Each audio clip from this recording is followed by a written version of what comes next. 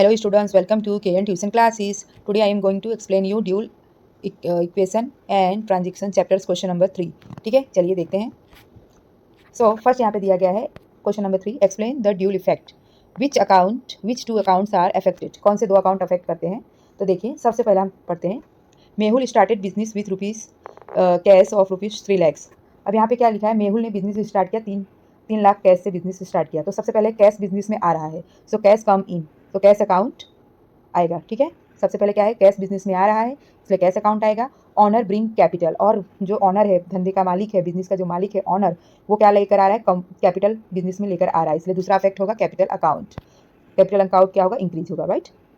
सो इस तरह से पहला इफेक्ट होगा. कौन कौन से दो अकाउंट इफेक्ट होंगे? सबसे पहले cash come in, cash business में आ रहा है, so cash account. And owner bring capital, ठीक है, जो धंधे या बिजनेस का धंधा का मालिक है वो कैपिटल ला रहा है, इसलिए उसका अकाउंट भी इफेक्ट होगा, इंक्रीज यानी बढ़ेगा.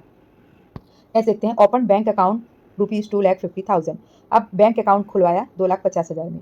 ठीक है, अब यहाँ पे बैंक अकाउंट खुलवाएंगे तो हमारे बिजनेस से पैसे जाएगा, तो cash goes to the bank, तो हमारे बिजनेस से पैसे कहाँ गए, बैंक में गए. So bank account credit, bank का बैलेंस बढ़ा और हमारा कैश घटा क्योंकि हमारे पास से पैसे जा रहे हैं. ठीक है, नेक्स्ट देखते हैं. Third, brought goods from Arvind trader rupees 2 lakhs credit.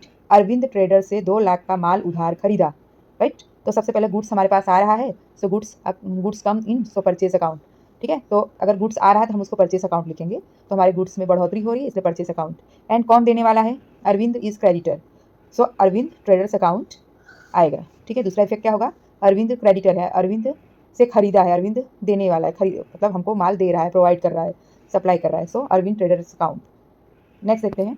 Gave cheque to Arvind traders rupees 1 lakh. अब हम लोगों ने क्या, अभी हमने ऊपर ट्रांजेक्शन में क्या देखा था कि हम लोगों ने मतलब बिजनेस ने अरविंद ट्रेडर्स से 2 लाख का माल खरीदा, गुड्स खरीदा था.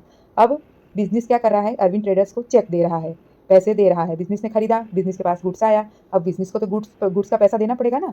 तो नेक्स्ट जो 4 नंबर का ट्रांजेक्शन है उसमें क्या है कि gave cheque to Arvind traders of rupees 1 lakh.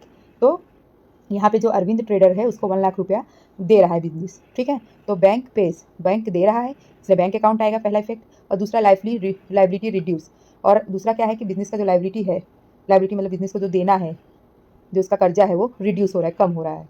ठीक है, इसलिए तो liability reduce Arvind traders account, इसलिए अरविंद ट्रेडर्स अकाउंट में आएगा क्योंकि वो लेने वाला है प्लस हमारी लाइबिलिटी रिड्यूस हो रही है. नेक्स्ट देखते हैं.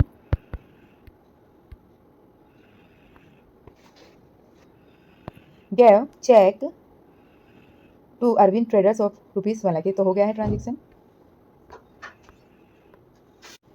ओके, सो 5th नंबर हम देखते हैं. Sold goods for rupees 150 lakhs, 1,50,000 cash. Okay, अब यहाँ पे लिखा है कि सोल्ड गुड्स फॉर रुपीज़ 1,50,000. तो 1,50,000 का गुड्स सोल्ड किया यानी गुड्स बेचा, तो यहाँ पे क्या आएगा, गुड्स जाएगा और बिजनेस में कैश आएगा, तो cash come in, so cash account. And goods go out, और गुड्स जा रहा है इसलिए सेल्स अकाउंट आएगा. ठीक है, दोनों इंक्रीज आएगा. नेक्स्ट देखते हैं 6 number. Sold goods to Jignesh of rupees 50,000 credit. अब यहाँ पे क्या लिखा है, सोल्ड किया, गुड्स सोल्ड किया जिग्नेस को. ठीक है, 50,000 का क्रेडिट मतलब गुड्स हमने जिग्नेस को दिया. ठीक है, हमने गुड्स जिग्नेस को सोल्ड किया यानी बेचा, तो Jignesh is debtor, so Jignesh account. And goods go out, so sales account.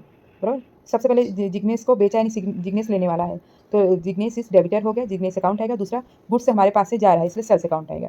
Next देखते हैं. Paid shop rent of rupees 10,000.